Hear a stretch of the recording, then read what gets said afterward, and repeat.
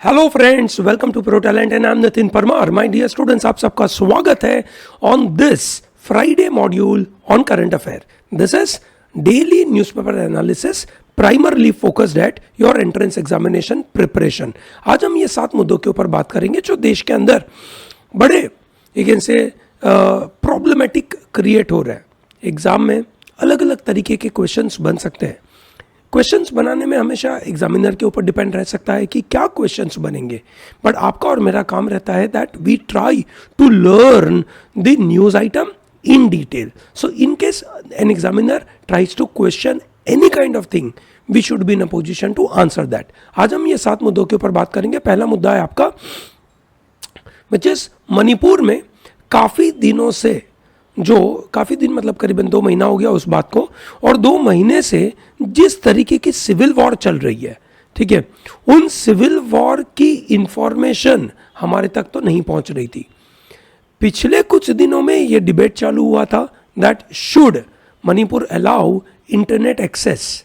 Supreme court के intervention की वजह से इंटरनेट एक्सेस आ गया। इंटरनेट एक्सेस होने के बाद वो अलग अलग तरीके के वीडियो सरफेस होना चालू हुए। One of the very disturbing video which came from Manipur about parading naked women. This is really a shame on the country. This is what Modi Sahab said. It is a shame on the country कि ये ऐसा तो क्या कर रहे हैं, ठीक है। सुप्रीम कोर्ट भी कहता है that using women as an instrument of perpetrating violence in a charged atmosphere is simply unacceptable in constitutional democracy. Supreme Court ने कहा we direct center as well as state government to take immediate step and apprise us about the actions you are going to take.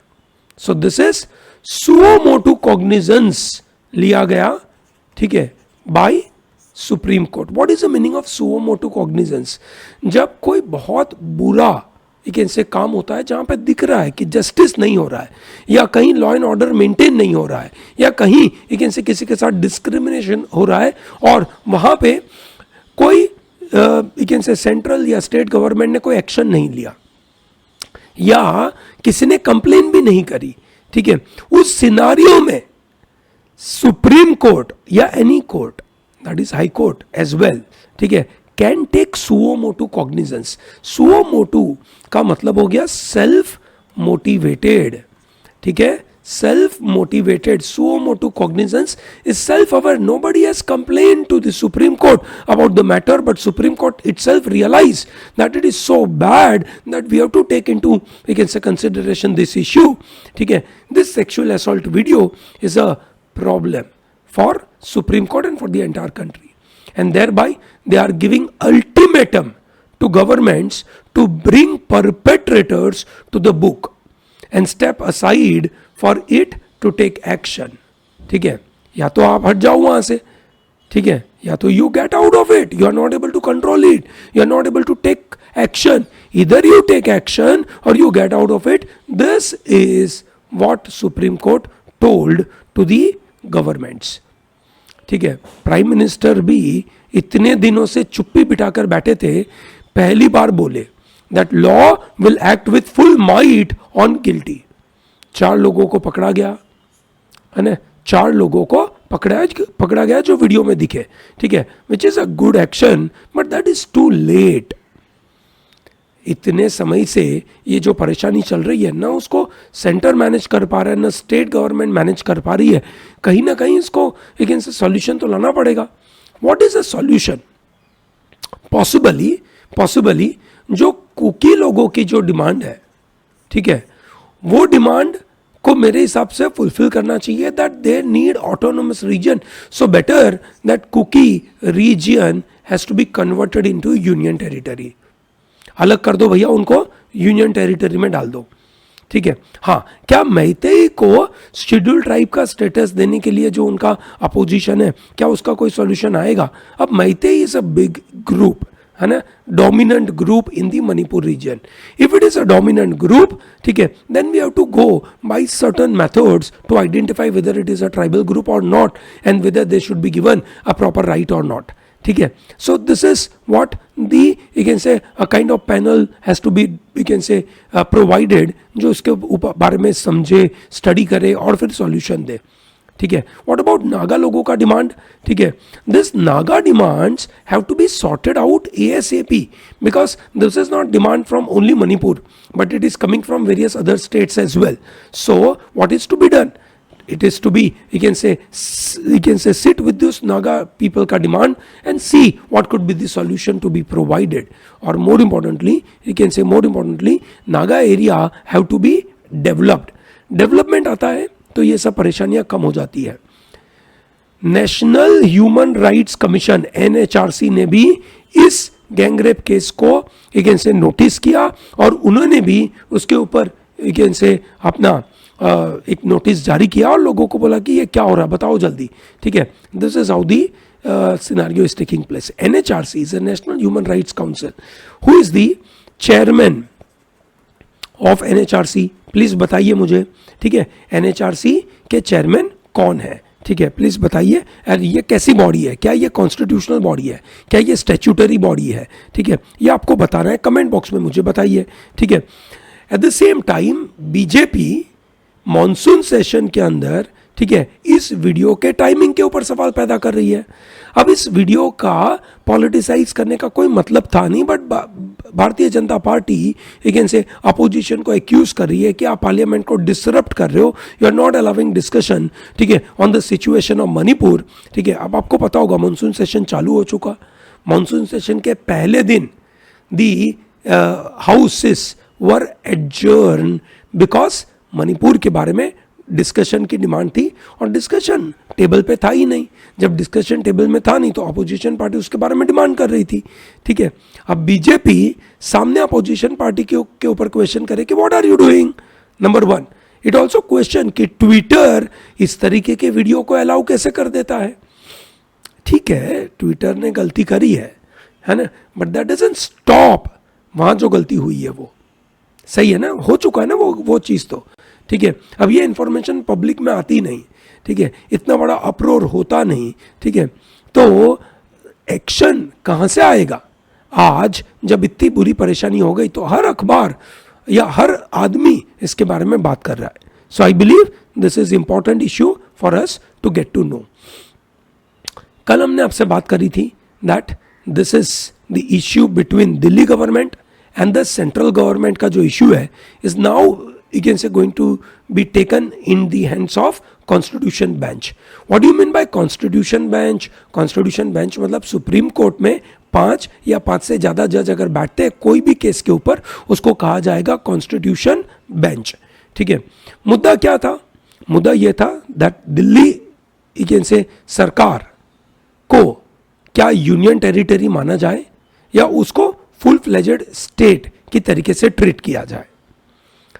Delhi government that is आम आदमी party के द्वारा चलने वाली government का मानना यह है कि देखिए कॉन्स्टिट्यूशन के मुताबिक 3 मुद्दों के ऊपर सेंट्रल गवर्नमेंट अपने लॉ बनाएगी, बाकी सब है ना हमारे हाथ में है. So therefore the people who have elected us, उनकी जो डेमोक्रेटिक एस्पिरेशन है उनके द्वारा उन्होंने हमें इलेक्ट करके भेजा है. So we are empowered to make laws. This is what Delhi government believes. Central government says कि look, Delhi is not a full-fledged state. Therefore, it is basically an union territory and therefore it is coming under the central government. वो central government का subset है. Which means भले constitution ये बोले कि union territory के 3 मुद्दों के ऊपर दिल्ली गवर्नमेंट लॉ बनाएगी या दिल्ली की लेजिस्लेचर लॉ बनाएगी, पर क्योंकि वो यूनियन टेरिटरी है उसके सबसेट में आती है तो ऑटोमेटिकली बाकी सब चीज़ों के ऊपर भी हम लॉ बना सकते हैं. ठीक है. सो आइडियली जो इस तरीके का सिस्टम होता है that is state list, centre list and then there is something called concurrent list. ठीक है. In the case of Delhi this can not be worked out. State under centre this is the way it has to be worked out, this is the argument by central government. ठीक है, आपका क्या मानना है? आप इन दोनों में से कौन सी आर्ग्यूमेंट के साथ सहमत हो और क्यों सहमत हो, प्लीज बताइए। ठीक है, दिस इज वेरी क्रूशियल।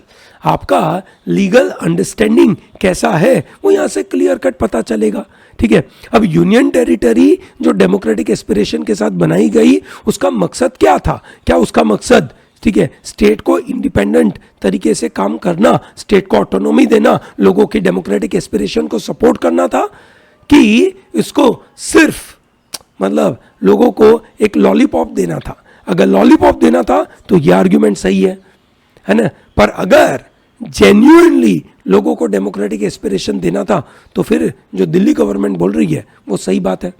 ठीक है, तो अब ये जो ऑर्डिनेंस लेकर आई थी सेंट्रल गवर्नमेंट, उसके खिलाफ कॉन्स्टिट्यूशन बेंच लेकिन से अपना डिसीजन देगा। क्या देगा वो तो पता ही नहीं, वो तो आगे हमें पता चलेगा जब आर्टिकल 370 की डिस्कशन खत्म होगी, तब इसके बारे में बातें चालू होगी, ऐसा सुप्रीम कोर्ट ने कहा। इसी बात पे अरविंद केजरीवाल साहब बोलते हैं कि प्लीज ऐसा मत करो, क्योंकि अगर ये मैटर सुप्रीम कोर्ट में गया तो लंबे समय तक इस मैटर के ऊपर एक तरीके से सस्पेंशन लग जाएगा, and we are not going to, we can say, take any action, and when we are not going to take any action, the things will not work out well. This is how they are opposing. In fact, both parties are opposing that don't take this matter in the constitution bench. ठीक है, दोनों parties, that is central government as well as your Delhi government, दोनों ये बोल रहे हैं। चलिए देखते हैं क्या होगा। समझ में आ रहा है ना दोस्तों आर्ग्यूमेंट्स? मजा आ रहा है ना सेशन में, है ना? जानकारी मिल रही है कि नहीं? अगर सब अच्छा जानकारी मिल रहा है तो फटाफट वीडियो को लाइक करो ना, किसका वेट कर रहे हो दोस्तों? ठीक है, और अपने दोस्तों को भी बताइए जल्द से जल्द प्रो टैलेंट के इस चैनल को सब्सक्राइब करें। ठीक है, सुप्रीम कोर्ट ने साथ में जब हम कल आपसे बात कर रहे थे DERC के बारे में, ठीक है, हमने आपको कल एक वर्ड का मीनिंग समझाने का पूछा था आपको। ठीक है, क्या आपने लिख दिया? क्या बिकरिंग करके एक वर्ड आया था, ठीक है, उसका मीनिंग आपको कमेंट बॉक्स में बताना था। अगर आपने कल नहीं बताया तो आपके पास आज फिर मौका है, वापस प्लीज लिखिए what is the meaning of bickering. Supreme court ने कहा था कि प्लीज स्टॉप बिकरिंग। ठीक है, किसको कहा था? Central, that is Delhi government and lieutenant governor of Delhi. Who is the lieutenant governor of Delhi, please बताइए। तो लड़ाई इस बात की थी कि DERC का चेयरपर्सन कौन बनेगा, that is Delhi electricity regulatory commission. तो इन्होंने कहा we are going to appoint pro tem DERC। What do you mean by pro tem? Pro tem का मतलब होता है टेम्पररी। क्या मतलब होता है उसका? Temporary. We want to appoint pro tem DERC head. This is what Supreme Court said. Similarly, this protem word comes as a protem speaker in Lok Sabha. Protem speaker is a temporary speaker. समझ में आया? Very good. चलिए आगे बढ़ते हैं। NRF एक बड़ा महत्वपूर्ण संस्था गवर्नमेंट ऑफ इंडिया बनाने की कोशिश करे, कैबिनेट ने इसको अप्रूव कर दिया। नेशनल रिसर्च अगेन से foundation, NRF, national research foundation. क्या नाम है इसका? National research foundation. ठीक है, this is proposed entity which will replace what? It will replace SERB. What is SERB? Science and Engineering Research Board of India. क्या करेगा ये नेशनल रिसर्च फाउंडेशन? रिसर्च के लिए पूरी एक्टिविटी करेगा। इंडिया को अगर बड़ा डेवलप होना है बाय 2047, अगर इंडिया ये बोलता है that we are going to become develop nation, तो डेवलप नेशन बनने के लिए भाई R&D में बहुत पैसा लगाना पड़ता है। ठीक है, अब हमने आपसे बात करी थी एक समय पे कि एशिया में which is the richest country, which means per capita income के मुताबिक सबसे अमीर कंट्री कौन सी है? तो बोला सिंगापुर। सिंगापुर एक छोटा सा सिटी स्टेट है, सिटी स्टेट है, बहुत स्ट्रिक्ट लॉ है वहां पे। ठीक है, जब भी आप न्यूज सुनेंगे किसी ने वहां गलती करी तो भैया आदमी की तो 12 बज जाती है वहां पे। ठीक है, तो Singapore is a very strict but it's a city state. Capital market के नज़रिए से, फाइनेंस मार्केट के नज़रिए से दिस इज द हब और बहुत अमीर है। नंबर 2 है कतार, पर कैपिटा इनकम के मुताबिक कतार क्योंकि उसके पास बहुत ऑयल है और पॉपुलेशन उसके पास कम है, इसकी वजह से पर कैपिटा इनकम में ये नंबर 2 पे आता है। ठीक है, नंबर 3 पे आता है आपका इजराइल। इजराइल में 1985 के पहले इजराइल का इन्फ्लेशन रेट होता था 400-500%। इकोनॉमिक कंडीशन अच्छी नहीं होती थी, पर बाद में इन्होंने बहुत अच्छे अच्छे चेंजेस करे और जिसकी वजह से आज पर कैपिटा इनकम एशिया में 3rd लार्जेस्ट कंट्री है। और इसके अंदर इनका योगदान रहा, इनके पास ना ऑयल है ना नेचुरल रिसोर्सेज है। नेचुरल रिसोर्सेज में मैक्सिमम बाजू में डेड सी है, डेड सी से वो मिनरल्स निकालते हैं और मिनरल्स कॉस्मेटिक में यूज करते हैं। That's what the only natural resource available. So what are they doing? How are they harvesting? How are they mining? So they harvest humans, they mine humans. That means they put lot of money on R&D। कितना देते हैं? 5 से 6% of GDP। कितना पैसा देते हैं? 5 से 6% of GDP। Look at India उसके सामने 0.6 से 0.8% ऑफ GDP इतना पैसा लगाता है R&D में। कितना लगाता है? 0.6 to 0.8% ऑफ GDP। आप ये बोल सकते हो कि सर क्या बात कर रहे हैं, शायद इजराइल का ओवरऑल GDP की साइज छोटी होगी, ठीक है, इसकी वजह से अगर वो R&D में पैसा लगा रहा है तो इन टर्म्स ऑफ परसेंटेज बहुत बड़ा दिखता होगा। इंडिया का साइज बहुत बड़ा है, शायद इसकी वजह से वो GDP के परसेंटेज टर्म्स में कम दिखता है। चलो ये आर्ग्यूमेंट भी मान लेते हैं, ठीक है। तो हमें ये देखना पड़े कि इंडिया के कंपेरेबल साइज में बाकी कंट्रीज कितना से R&D में पैसा लगाती है। Average it is some around 1 to 2%। उसके सामने we are spending half of it.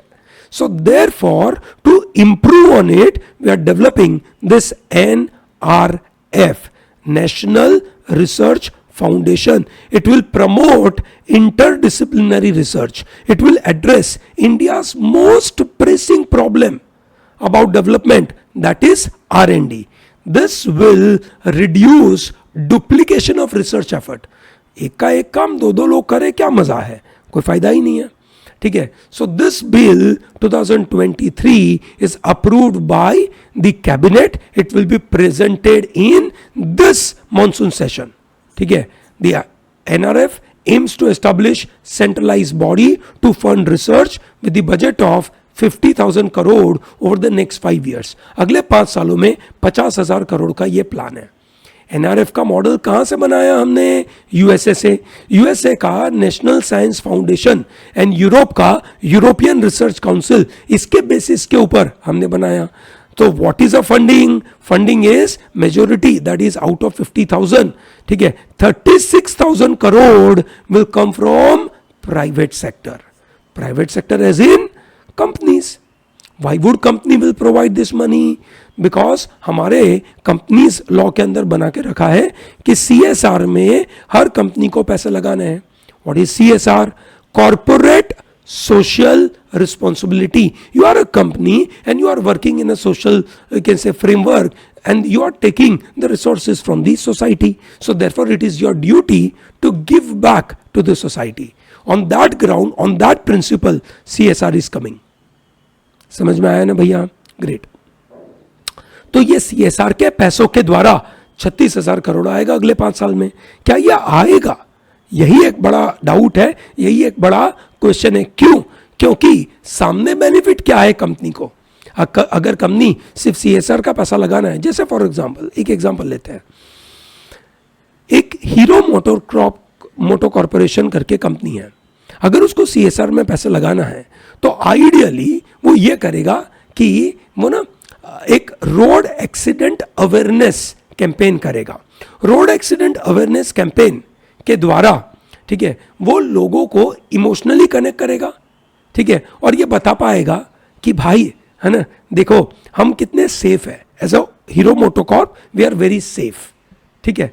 ऐसा करके वो बताने की कोशिश करेगा। तो एक तरीके से उसका एडवर्टाइजिंग भी हो गया और दूसरा हो गया वो अवेयरनेस भी फैला रहा है, तो CSR भी हो गया और अपना मार्केटिंग भी हो गया। तो ये हो गया उसका डबल एडवांटेज। जब वो R&D में पैसे डालेगा, NRF को देगा, क्या उसको उसका बेनिफिट मिलेगा? शायद नहीं। तो ये मॉडल है ना, ये मॉडल को थोड़ा ट्विकिंग करना पड़े, सक्सेसफुल बनाने के लिए ये थोड़ा अलग तरीके से काम करना पड़े। ये ध्यान रहे, सिर्फ फिलांथ्रोपी करने से, फिलांथ्रोपी का बात करके ये पैसा आने वाला नहीं है, ठीक है, इसमें लोगों को इन्वॉल्व करना पड़े।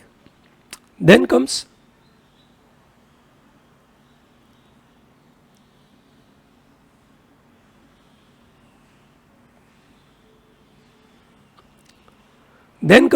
this delimitation issue.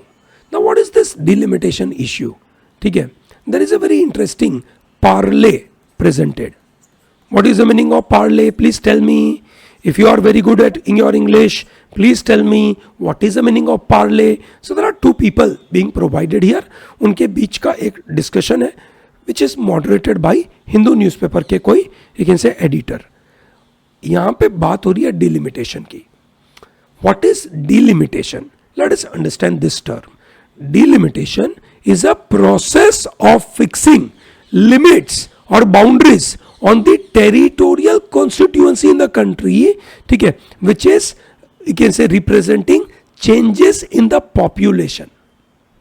भाई भारत का पॉपुलेशन रोज बरोज बदलता रहता है, काफी बदलाव आते हैं, कभी कोई जगह पे बढ़ोतरी हो जाती है, कोई जगह पे घटोतरी हो जाती है, जो अलग अलग कारण है, जिसकी वजह से कॉन्स्टिट्यूएंसी के अंदर जो पॉपुलेशन है वो बदलता रहेगा, ये सुनो।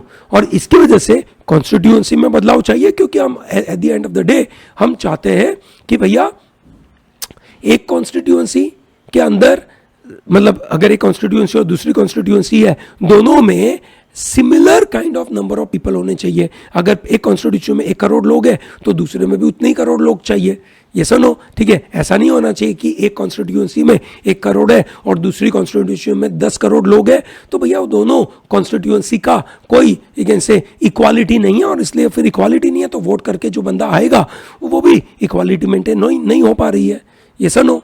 तो जो सीट एलोकेशन हो रही है डिफरेंट स्टेट्स इन लोकसभा, ठीक है, तो वो इस डिलिमिटेशन से होता है। ये होता है redrawing the boundary and it has to be based on the recent census, ठीक है। तो डिलिमिटेशन कमीशन अभी तक कितनी बार हुआ? 3 बार हुआ, 1952, 1963, ठीक है, and 1973 and 2002। So that means total 4 times, not 3 times but 4 times, 4 बार हुआ। अगला कब होगा? 2026 में। क्यों ऐसा होगा? क्योंकि दोस्तों जो लास्ट हुआ था 2002 में, ठीक है, या उसके पहले 1973 में जो हुआ था, ये सब डिपेंडेंट था सेंसस ऑफ 1971, और ये फ्रीज कर दिया था दैट टिल 2026, ठीक है, जो भी है ना डिलिमिटेशन होगा वो सेंसस ऑफ 1971 पे होगा। कहाँ 1971 एंड कहाँ 2023, ठीक है। अब 2024 में इलेक्शन आएगा, वो तो पुराने नंबर पे ही काम करेगा, चलिए कोई नहीं, है ना। अब ये जो 2026 का पॉपुलेशन का जो डिलिमिटेशन आएगा उसके मुताबिक ये प्रपोज नंबर है। देखिए क्या होगा। उत्तर प्रदेश में कितनी सीटें बनेगी? 143। केरला में कितनी बनेगी? 20। अब केरला ने 1971 से 2026 के बीच में अपने आप को अच्छा काम किया, अपने आप के साथ अच्छा काम किया, वहां के पॉपुलेशन ने अपने आप को कंट्रोल किया, और पॉपुलेशन कंट्रोल करने की वजह से they are able to have lesser number of population. Uttar Pradesh ने उसका ध्यान ही नहीं दिया, पॉपुलेशन बढ़ता गया। अब उत्तर प्रदेश को उस पॉपुलेशन के मुताबिक अगर देखा जाए, ठीक है, डिलिमिटेशन करा जाए, तो ये तो केरला के साथ नाइंसाफी हो गई। समझ में आ रही है ना बातें, ठीक है। तो अब इन मुद्दों को कैसे हैंडल किया जाए उसके बारे में बात है। What are the reasons for delimitation? Big reason is 1 vote 1 value, ठीक है। एक कॉन्स्टिट्यूएंसी में 1 करोड़ लोग, दूसरे कॉन्स्टिट्यूशंसी में 10 करोड़ लोग, तो इसकी वैल्यू सेम नहीं है. Yes or no? So one, to have equal representation for equal segment of population, to have a fair division of geographical areas so that no political party has an undue advantage over the others. ये नहीं होना चाहिए, इसके लिए delimitation हो रहा है. और अगर ऐसा सिनारियो होगा, ठीक है, तो मेरा तो मानना है भैया ये तो बिल्कुल अनफेयर एडवांटेज जरूर देगा. डिलिमिटेशन कैसे होगा? After every census, Parliament will enact Delimitation Act as per Article 82. And as per Article number 170, states also get classified into territorial constituency. अभी recently जम्मू एंड कश्मीर का डिलिमिटेशन कमीशन हुआ था. उस डिलिमिटेशन कमीशन के चेयरमैन कौन थे? प्लीज बताइए. ठीक है. Once the act is enacted, central government sets up delimitation commission and commission then exercise the entire exercise of delimitation. This is how the idea is. समझ में आया ना? ग्रेट. यूके ने दिस वागनर ग्रुप सबको पता है ना भैया, वागनर ग्रुप जिसने म्यूटिनी करी थी, शॉर्ट म्यूटिनी इन रशिया. ठीक है, कौन है भैया उस वागनर ग्रुप का चीफ? कमेंट बॉक्स में बताइए. ठीक है, तो यूके ने जो भी लोग वागनर ग्रुप के साथ एसोसिएटेड है, यूके में जिस बिजनेसेस का लिंक है उस वागनर ग्रुप के साथ, उनके ऊपर सैंक्शन लगा दिए. ऐसे 13 लोग थे जिनके ऊपर सैंक्शन लगा दिए. And anyway this Wagner group is a mercenary group. वो पैसे के लिए लोगों को मारता है. तो अफ्रीका में, ठीक है, जिस तरीके के वागनर ग्रुप के साथ यूके के लोग इन्वॉल्व है, उनके ऊपर सैंक्शन लगा दिया, जो बहुत बड़ी बात है. ऐसा होना चाहिए, अच्छी बात है. I am very happy by this news. अब देखते हैं एक और न्यूज आ रही है थाईलैंड से. दोस्तों आपको पता होगा भारत में डिफेमेशन के रिलेटेड बहुत ही अजीब तरीके के क्रिमिनल लॉज है. हमारे राहुल गांधी भाई साहब उसमें फंसे हुए हैं. सुप्रीम कोर्ट में आज उनकी सुनवाई होगी. ठीक है ना. अब हम समझते हैं कि थाईलैंड में ऐसा क्या सिनारियो है. थाईलैंड में एक टीनेजर था, ठीक है, उसने वहां के राजा को, ठीक है, डिफेम करने के लिए, ठीक है, जब प्रोटेस्ट हो रहा था 2020 में, प्रो डेमोक्रेसी का प्रोटेस्ट हो रहा था, उस समय पे उन्होंने एक क्रॉप टॉप पहना. उस क्रॉप टॉप के ऊपर उन्होंने वहां के राजा की मौकरी करी. वहां का लॉ है लेस मेजेस्टे लॉ बोलते हैं इसको. क्या बोलते हैं इसको? Lese majeste law, which means if you are putting anything against the king या किंग की फैमिली के बारे में आप डायरेक्टली इनडायरेक्टली कुछ बोलते हो, so there is a possibility of 15 year of imprisonment. कितने समय का? 15 साल. और ये 12 महीना उस भाई साहब को जेल में जाना पड़ेगा. टीनेजर था, उसने क्रॉप टॉप पहना, क्रॉप टॉप के ऊपर उसने उसके राजा के बारे में कुछ बुरा बोला, ठीक है, जेल में. ठीक है, दिस इज वेरी इंटरेस्टिंग. ठीक है, this is a protest and we have to be very careful कि किस तरीके से शब्दों का प्रयोग करना चाहिए, क्या करना चाहिए. Look at what is happening in Sweden. Sweden एक जमाने में इनके पास बहुत ही स्ट्रिक्ट, 1970 के पहले इनके पास बहुत ही स्ट्रिक्ट ब्लास्फेमी लॉ हुआ करते थे. कैसे law? Blasphemy. What is blasphemy law? Blasphemy law का मतलब होता है कि if you are hurting the religious sentiment of certain group of people, आप किसी धर्म के खिलाफ कुछ बोलते हो, ठीक है, तो भैया आप क्रिमिनल हो और आपके खिलाफ बड़े पनिशमेंट होंगे. कुछ कुछ देशों में तो फांसी की सजा होती है. इराक है, पाकिस्तान है, अफगानिस्तान है, ठीक है, वहां पे तो ब्लास्फेमी लॉ के लिए बहुत स्ट्रिक्ट लॉ है, जहां पे सीधा फांसी की सजा होती है. स्वीडन में 1970 के बाद ये ब्लास्फेमी लॉ, ठीक है, से धीरे धीरे निकल गए. आज वो प्रो सेक्युलर विचारधारा के मुताबिक they don't have any law against blasphemy. कोई भी लॉ नहीं है ब्लास्फेमी का. ठीक है, एक भाई साहब थे स्वीडन के, उन्होंने पुलिस से परमिशन मांगी कि ये देखिए इराक का मेरे पास फ्लैग है और ये कुरान है और मैं उस कुरान और इस फ्लैग को जलाना चाहता हूं because it's my freedom of speech and expression. Note किया जाए, ठीक है, हमारे देश में भी ब्लास्फेमी लॉ है, पर ब्लास्फेमी लॉ में इंडिया में सजा बहुत बड़ी नहीं है, maximum punishment is of 2 years, ठीक है ना, दैट इज वेरी इंपॉर्टेंट। और मुझे लगता है कि वो सही है, होना तो चाहिए, नहीं तो लोग इस तरीके से, है ना, अब फ्रीडम ऑफ स्पीच के नाम के ऊपर आप दूसरों के धर्म की कोई पर्टिकुलर चीज के ऊपर आप अटैक करोगे, उसको बुरा करोगे, कैसे चलेगा। स्वीडन प्रो सेक्युलर विचारधारा के मुताबिक, अब आप सोचिए ना, इस तरीके से कोई, है ना, कोई भी धर्म के भगवान के बारे में इस तरीके से काम करे, सही बात थोड़ी है। तो ये बंदा बोलता है I have freedom of speech, ठीक है, और उसने उस पर्टिकुलर कुरान को जला दिया और उसके ऊपर वो खड़ा भी हो गया, जो अच्छी बात नहीं है, ठीक है, जिसकी वजह से स्वीडन को पूरे वर्ल्ड से, मुस्लिम कंट्री से बुरा सुनना पड़ा। इनफैक्ट इराक के अंदर जो स्वीडन की एम्बेसी थी उसके ऊपर अटैक हो गया, ठीक है। हाउएवर स्वीडन बोलता है कि वी आर सेफ, ठीक है, they close the entire embassy, they are not allowing any visitor to enter into Sweden, ये भी उन्होंने रोक दिया, है ना, पूरी कानून उन्होंने रोक दी कि भैया पंगा नहीं होना चाहिए, ठीक है। हाउएवर ये एक बुरी बात है, स्वीडन अपनी फ्रीडम ऑफ स्पीच को एक बियॉन्ड अ पर्टिकुलर लेवल ले जाने की कोशिश कर रहा है। उनके पास ब्लास्फेमी के लॉ नहीं है, अमेरिका के पास भी ब्लास्फेमी के लॉ नहीं है। अमेरिका में भी इस तरीके से धर्म की कोई चीज को ऐसे कोई गलत करेगा तो उसके लिए कोई लॉ नहीं है उनके पास। फ्रीडम ऑफ स्पीच के द्वारा, first amendment of US constitution के द्वारा they are free to do it, ठीक है। इंडिया में ब्लास्फेमी लॉ है तो रिस्ट्रिक्शन होगा। ब्लास्फेमी लॉ एक रीजनेबल लेवल तक के होने चाहिए, beyond it not a great idea, ठीक है। अच्छा, फ्रीडम ऑफ स्पीच के अंदर क्या हेट स्पीच को ये लोग प्रोटेक्ट करते हैं ना?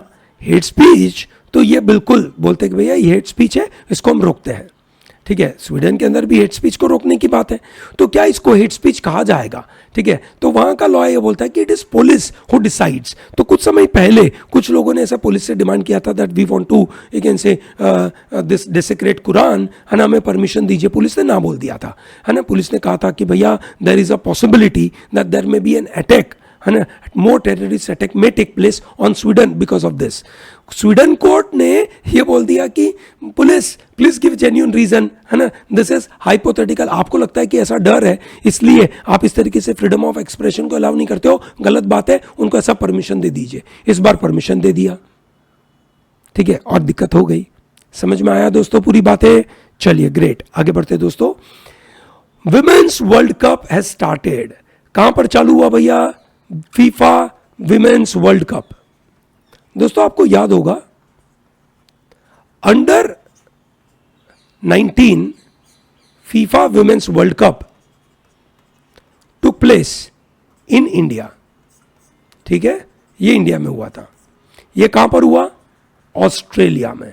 शुरुआत हो गई है दोस्तों, ठीक है ना, शुरुआत हो चुकी है, ठीक है। दिस इज वेरी इंटरेस्टिंग, बराबर है। दिस इज ऑस्ट्रेलिया में हुआ and it is one by New Zealand, ठीक है, and they defeated Republic of Ireland, ठीक है। तो बड़ा महत्वपूर्ण है, अब इस स्टोरी को देखते रहना बिकॉज मतलब sports related news is very important for your exam.